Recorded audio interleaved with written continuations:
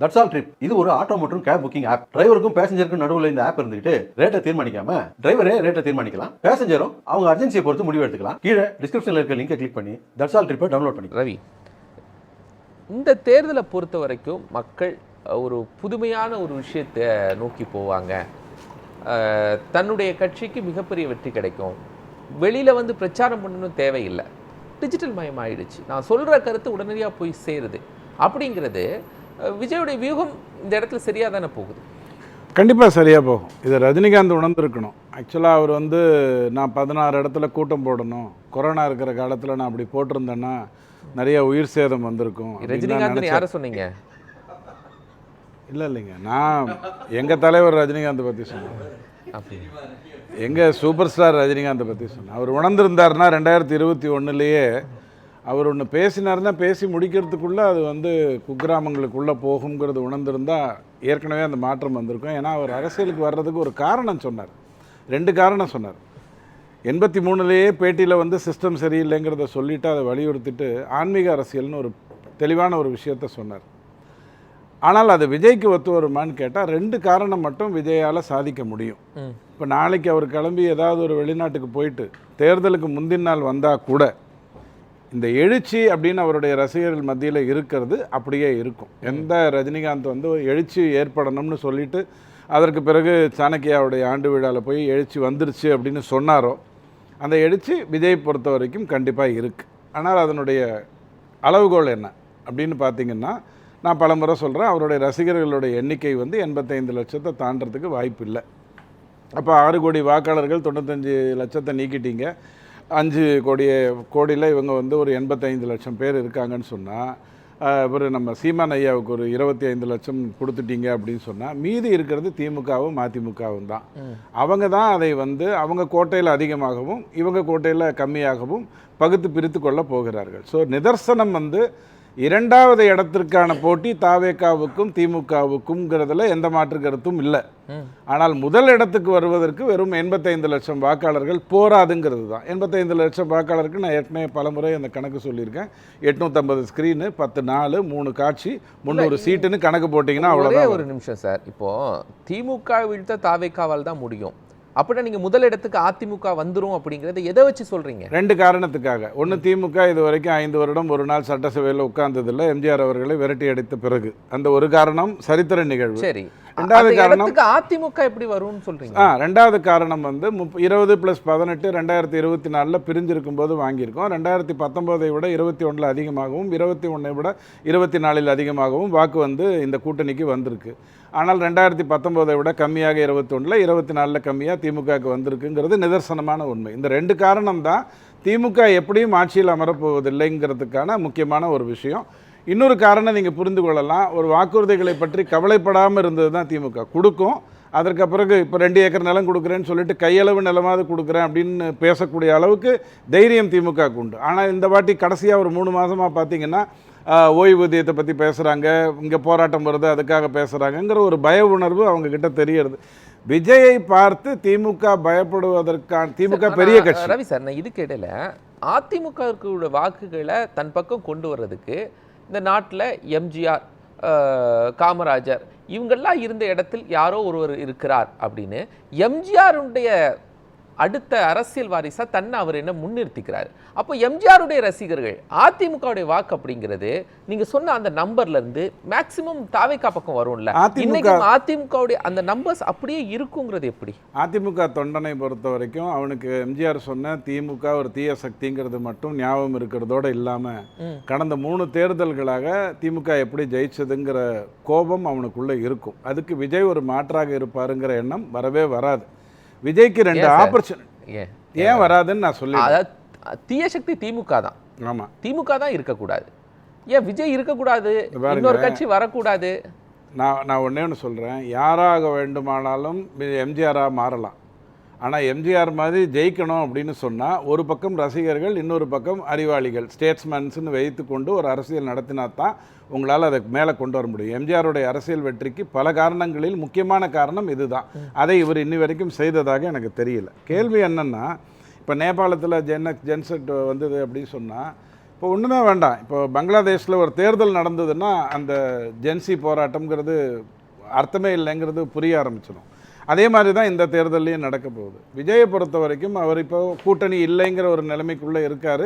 காங்கிரஸ் வந்துருங்கிறது வந்தால் நல்லதுங்கிறத சந்திரசேகர் ஐயாவும் சொல்கிறாங்க, மற்றவங்களும் சொல்கிறாங்க. காங்கிரஸ் வரணும்னு தான் நானும் சொல்கிறேன். அப்படி வந்தால்தான் விஜய்க்கு அது நல்லது அப்படிங்கிற அடிப்படையில் சொல்கிறேன். அதையாவது அவர் வெற்றி கண்டால், ஒரு கூட்டணியில் ஒரு கட்சி இந்தியாவில் இத்தனை வருடமாக இருக்கிற ஒரு கட்சியாவது உள்ளே வந்ததுன்னு சொன்னால் ரொம்ப முக்கியம். தனிநபர்கள் வர்றது என்றைக்குமே முக்கியம் இல்லை. நான் ஏற்கனவே உங்களுக்கு சொல்லியிருக்கேன். ஆர் வீரப்பன் ஐயா அதிமுகவில் மிகப்பெரிய சக்தி. 95 பாஜக பிறகு திமுகவுக்கு வராரு. 96 அதிமுக படுதோல்வி வருகிறது. 98 அப்படியே அதிமுக எந்திரிச்சு மேலே வந்துருச்சு. ஸோ ஆர் வீரப்பன் ஐயா வந்ததுனால என்ன நடந்தது, அதற்கு பிறகு எத்தனையோ பேர் அதிமுகலேருந்து திமுகவுக்கு வந்ததுனால திமுகவுக்கு என்ன நல்லது நடந்ததுன்னு கேட்டால் ஒன்றுமே இல்லைங்கிறது தான் உண்மை. தனிநபர்களை வைத்துக்கொண்டு நீங்கள் ஒன்றுமே பண்ண முடியாது. கட்சியாக ஒரு கூட்டணி வந்ததுன்னா நல்லது. நான் என்ன சொல்லுவேன், ஒரு உதாரணத்துக்கு விஜயகாந்த் 41 சீட்டுக்கு ஒத்துக்கிட்டார் 2011. அதனால தான் அவருடைய வெற்றிங்கிறத அவரால் ருசிக்க முடிஞ்சது. ஆனால் அதை தக்க வைக்கிறதுக்கான தெம்பு மட்டும் அவருக்கு இருந்திருந்தா, உள்ளாட்சி தேர்தலில் கரெக்டாக அதிமுக யார் தேமுதிக யாருன்னு தெரிந்து பேசியிருந்தா குழப்பமே இருந்திருக்காது. இன்றைக்கி அவர் மிகப்பெரிய ஒரு நல்ல பொசிஷனில் இருந்திருப்பார், இறந்திருக்க மாட்டார். ரொம்ப முக்கியம். ஆனால் அந்த மாதிரி எதையுமே அவர் பண்ணிக்கல.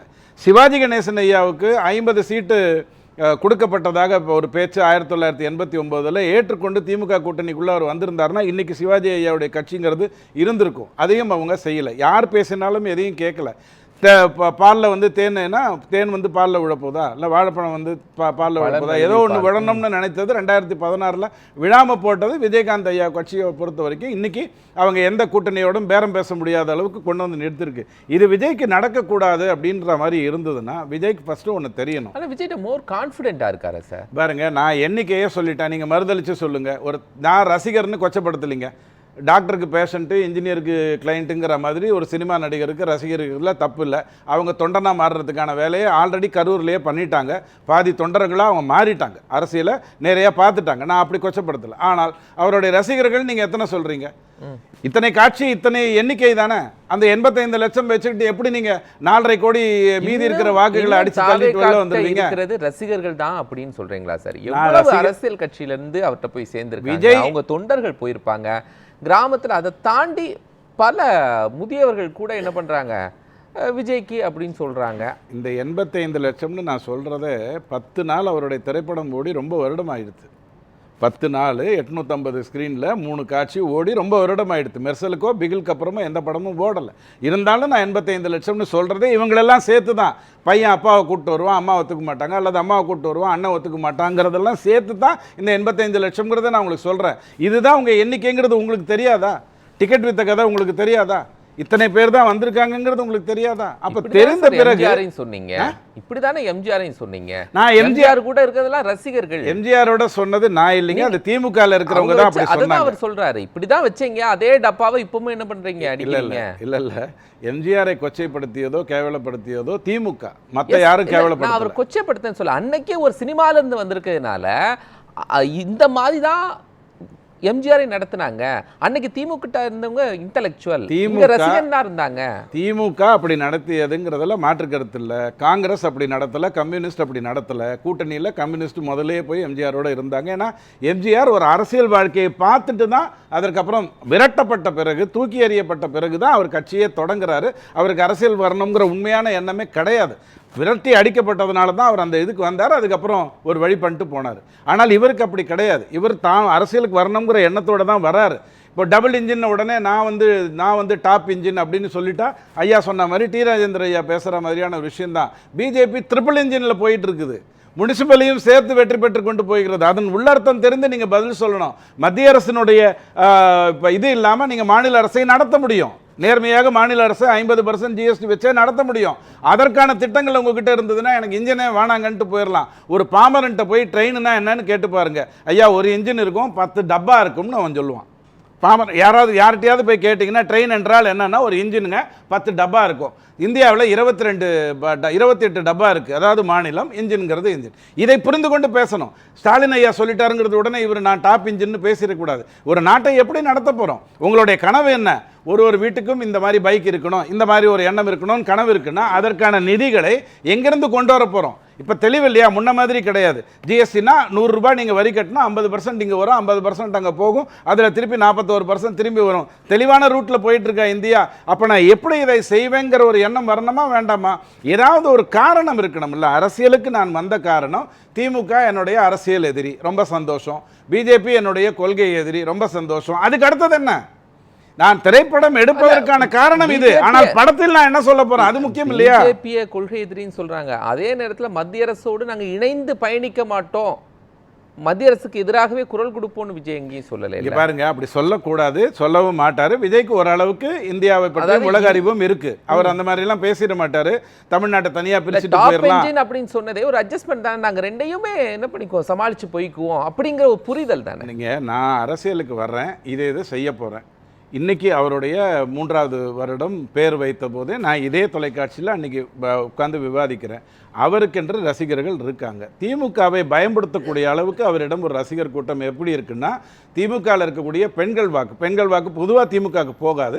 பட் ஜெயலலிதா அம்மா போனதற்கு பிறகு இந்த 1000 ரூபாய் அந்த கதையிலெல்லாம் சிலது நடந்தது. அதை கண்டிப்பாக விஜய் எடுத்துட்டு போகிறாரு. அதனால தான் திமுகவுக்கு பயம் வந்ததே ஒழிய அது எத்தனையோ வருடங்களாக ஆட்சியில் இருக்கக்கூடிய ஒரு கட்சி அது வந்து டபக்குன்னு பயந்துட்டுலாம் போய் வரணுங்கிற அவசியம் இல்லை. ஆனால் நீங்கள் முக்கியமாக ஒரு விஷயம் சொல்லுங்க. பூத் கமிட்டி என்கிட்ட எத்தனையோ பேர் இருக்காங்க, ரொம்ப சந்தோஷம். 80,000 பேருக்கு பதிலாக என்னிடம் 1,60,60,000 பேர் இருக்காங்க, ரொம்ப சந்தோஷம். அவர் விலை போக மாட்டாருங்கிறது தான் இங்கே கேள்வியாக இருக்கணும். திமுகவால் யாரையும் எப்படியும் விலைக்கு வாங்க முடியும். என்ன கொடுத்தா விலைக்கு வருவாங்களோ அதை செய்து காட்ட முடியும். கரூரில் நீங்கள் அதை பார்த்துருப்பீங்க. அப்படி பார்த்த பிறகு நீங்கள் அதை கட்டமைச்சிட்டேன், நான் வந்து ஸ்ட்ராங்கான ஒரு பூத் கமிட்டி ஆட்களை வைத்திருக்கிறேன். திமுகவால் எல்லாரையும் வாங்க முடியும்னா இன்னைக்கு அதிமுக கேண்டிடேட்டை வாங்கியிருக்கலாம், அதுக்கு பிறகு பாஜக கேண்டிடேட்டை வாங்கியிருக்கலாம், அப்புறம் காங்கிரஸ் கேண்டிடேட்டை வாங்கியிருக்கலாம். நான் பூத்துன்ட்டு நீங்க கேண்டிடேட்டுக்கு வந்துட்டீங்க. ஆனா ஒரு வித்தியாசம் சொல்றேன்.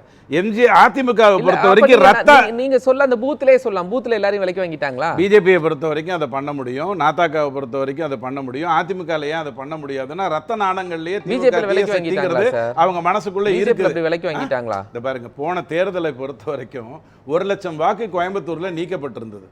அதுக்கு எவ்வளவு பெரிய எழுச்சி வந்திருக்கணும், யாராவது அதுக்கு தடை கொடுத்துருக்கணும், அதுக்கு பின்னதான் எழுச்சி வந்திருக்கணும். வரலன்னு சொன்னா இவங்க திமுக அதிமுக தமிழ்நாட்டை ஆண்டு கொண்டிருக்கிறார்கள். நல்லா புரிஞ்சுக்கோங்க. இவர்களை மீறி நீங்க ஒன்று செய்யணும்னா, ரஜினி சொன்ன டயலாக்கே நான் சொல்றேன், 2 பெரிய ஜாம்பவான்கள் இருக்கிற இடத்துல நான் வந்து பண்ணணும்னா அதற்கு ஒரு எழுச்சி வரணும். அந்த எழுச்சி உங்ககிட்ட இருக்கு, லிமிட்டட் எழுச்சி. அது காரணம் என்னன்னா, நீங்க ரசிகர்களில் எத்தனை பேரை தொண்டனா மாத்திருக்கீங்கிறது தான் கேள்வி. அது பண்ணலைங்கிறது தான் வருத்தம். திமுகல 2 கோடி உறுப்பினர்கள் இருக்காங்க, அதிமுகல 2 கோடி உறுப்பினர்கள் இருக்காங்கன்னு பேசிட்டு போயிடலாம். ஒன்னா அறிவார்த்தமா நீங்க வந்து இது டிஜிட்டல் இந்தியா, அதனால நான் வந்து ஈஸியா இல்ல 2 கோடி பேர் இருக்காங்க, 2 கோடி ஐயா நீங்க சொல்லிட்டீங்க, நான் பதில் சொல்றேன். ரொம்ப நேரமா கை தூக்கிட்டே இருந்தாங்க. ஒன்னா அதுக்குள்ள போகணும். இல்ல வசீகரா படம் அது பார்த்துருக்கணும். வசீகரா படத்தில் விஜய் சொன்னது, பத்திரிகையெல்லாம் ஈவெண்ட் மேனேஜர் வச்சு கொடுக்கக்கூடாது, நாம் தான் தாம்பூலம் வச்சு குங்குமம் வச்சு கொண்டு போய் கொடுக்கணும். விஜய் ரசிகராவது பேசுங்க. அதையும் பண்ணலைன்னா தப்பாயிடும். கேள்வி என்னன்னா, இந்த அமெரிக்காவில் வாக்குச்சீட்டு அப்படிங்கிறத நீங்கள் நல்லா புரிஞ்சுக்கோங்க. எல்லா மாகாணங்களிலும் வாக்குச்சீட்டு கிடையாது, அங்கேயும் இவிஎம் இருக்குது. அடுத்தது பஞ்சாயத்து தேர்தலில் நாங்கள் வெற்றி பெற்றுட்டோம். பஞ்சாயத்து சீட் எத்தனை லட்சக்கணக்கான சீட்டு, நீங்கள் எத்தனை வெற்றி பெற்றீங்கிறத தயவு செஞ்சு சொன்னீங்கன்னா நல்லது. இன்னும் ஒன்னே தான். 2004 99 பிஜேபியோட கூட்டணி வைக்க மாட்டேன்னு சொன்ன ஜெயலலிதா அம்மா தான் 2004 பிஜேபியோட கூட்டணி வைத்தாங்க அப்படிங்கறத வரலாறையாவது தெரிஞ்சுக்கோங்க. 2013 கேஸுக்காக யாராவது போய் சேரணும்னா திமுக தான் பிஜேபி காலில் போய் விடணுங்கிறதையாவது தெரிந்து கொள்ளுங்க. எதையுமே பண்ணலன்னா தப்பாயிடும். ரவி சார் இல்லை, அவர் இந்த வாக்கு சதவீதத்தை பார்த்த விதத்தில் கரெக்டு. கேள்வியை மட்டும் மாற்றி கேட்டிருந்தீங்கன்னா கதை கந்தலாக இருக்கும். எடுபடுமாங்கிறதுக்கு பதிலாக பலன் தருமான்னு கேட்டிருந்தீங்கன்னா வேறு மாதிரி ரிசல்ட் வந்திருக்கும். அடிப்படையில் ஸ்டாலின் ஐயா வந்து பயங்கரமாக இன்கம்பன்சியே இல்லை அப்படிங்கிற ஒரு கருத்தை எடுத்து சொன்னாங்க. ஸ்டாலின் ஐயா அவருடைய தொண்டர்களுக்கு என்ன சொல்கிறாருன்னா, நீங்கள் மக்களிடம் போங்க, அவங்க ரொம்ப கோவப்படுவாங்க, ஆத்திரப்படுவாங்க, நீங்கள் திரும்ப கோவப்பட்டுறாதீங்க அப்படின்னு அவர் தான் சொன்னார். செய்தியில் வந்ததா இல்லையா? அவர் நல்லாட்சி கொடுத்துருந்தா ராஜராஜ சோழன், அவங்களாம் என்ன பண்ணியிருப்பாங்க, கோலம் போட்டு பூவை வச்சு எல்லாரையும் வரவேற்றிருப்பாங்க. ஏன் கோவப்படுறாங்க? அங்கேயே மேட்ரு வந்து வாக்குமூலம் மூலமாகவே வந்துருச்சு. கூட்டணியில் அதிமுக பிஜேபி நாத்தாக்கா வராதுங்கிற ஒரு அடிப்படையில் இந்த விவாதம் நடக்குதுங்கிறத தயவு செய்து புரிந்து கொள்ளுங்க. காங்கிரஸ் விஜய் கூட்டணி எடுபடாதுன்னு திமுக நினைக்கக்கூடிய அல்லது திமுக தள்ளி விட்டாதான் காங்கிரஸ் விஜய் பக்கமே போகும். அது இன்னும் முடிவெடுக்கப்படலைங்கிறத புரிந்து கொள்ளாமல் பேசாதீங்க. கருணாநிதி ஐயா கிட்டேருந்து ஒன்று மட்டும் விஜய் ஐயா கற்றுக்கொள்ளணும். அது என்னன்னு கேட்டால் 2006 99 மத்தியில் ஆட்சியில் இருக்காரு. 2006 130 சீட்டு தான் நின்றுட்டு கூட்டணிக்கு நிறைய சீட்டை கொடுத்துட்டு ஆனால் மைனாரிட்டி அரசு வைத்து அந்த கதையெல்லாம் பண்ணாரு. ஆனால் அந்த 130க்கு தன்னை இறக்கி கொண்டாருல்ல, அங்க ஒரு நிதர்சனம் இருந்ததுல்ல, அந்த நிதர்சனம் விஜய்க்கு புரியணும். ஐயா, நான் இப்பதான் தேர்தலுக்கு வந்திருக்கேன், ஸ்ட்ரைட்டா அமெரிக்க ஜனாதிபதி ஆயிடக்கூடாது, நான் ஒரு 40-50 சீட்டுக்கு முதல்ல போகணும், அப்புறம் போகணும்ன்ற தெரிஞ்சதுன்னா வேலை முடிஞ்சது.